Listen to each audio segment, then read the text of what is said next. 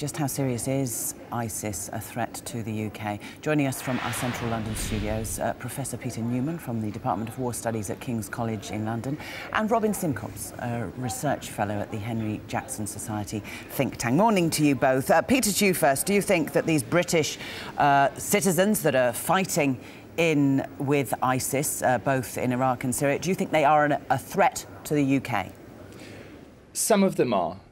We know from previous instances of foreign fighting that about 1 in 10 of them subsequently become involved in domestic terrorism. Now, that sounds like a small number, but given that 400 to 500 Brits have gone to Syria over the course of the past 3 years, that means that a significant number, maybe 50 people, are going to attack Britain in the future if the precedent is correct. OK, Robin, do you agree that the threat will continue to haunt this country for many years to come? It certainly will, not just Iraq and Syria, but a whole range of conflict zones that Brits have travelled to over the last few years. It's also worth remembering that ISIS itself has shown some interest in attacking Europe in the past. For example, it put a large ransom on the head of a Swedish cartoonist that it felt had insulted Islam, for him to be killed back in 2007. There was a weapons smuggling ring last summer in Baghdad disrupted that was potentially ISIS members smuggling weapons to Europe there. So this is a country that, this is a terrorist group that has shown an interest in the past in not just targets in Iraq and Syria and the region, but also in Europe. Peter, does your opinion change of ultimately whether the UK becomes threatened by these individuals as to whether we intervene or not? If there is intervention now against ISIS, does it then mean that they don't cause trouble in the UK, or if we leave it alone now, they do? I mean, do you see what I'm getting at? Yes, I think it's very short-term to think that if we stay out of it, we can avoid the fallout.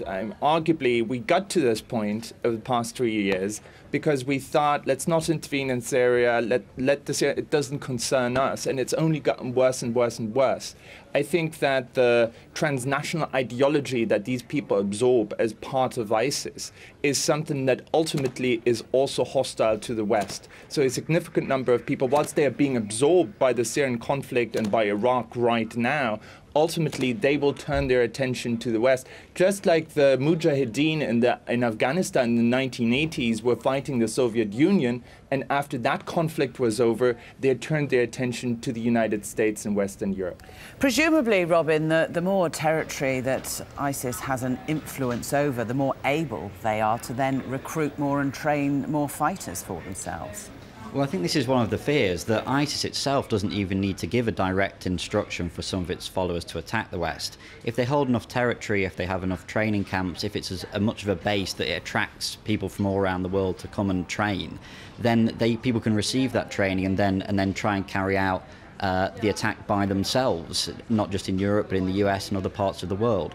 Which is why I think that governments and the US government and the UK government need to take this so seriously. And it's an amazing turnaround, really, that we could be talking about military action in Iraq again here in 2014, having President Obama saying at the end of 2011, when US troops were withdrawn, that essentially he'd done it responsibly and that war was basically won. It very clearly wasn't.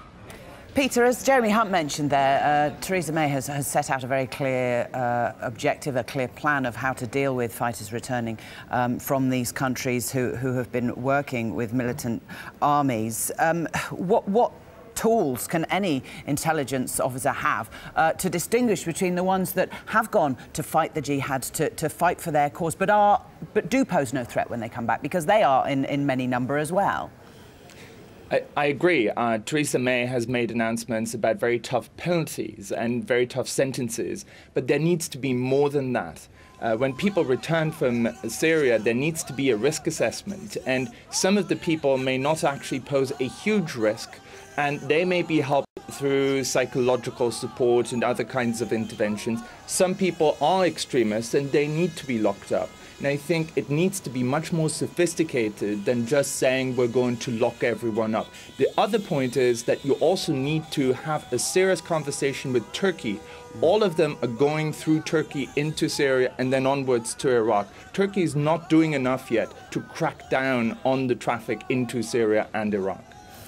Robin, one final point from you then, looking to the future, terrible atrocities committed there in Iraq by ISIS, but actually, ultimately, even if they are pushed back now, it's been a huge success for them, this mission to go into Iraq as they have.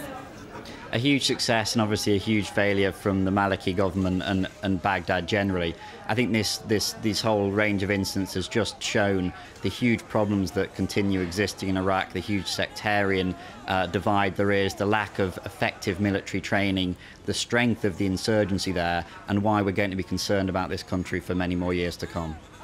Robin Simcox, thank you very much. Peter Neumann as well. Thank you both for discussing it with us today.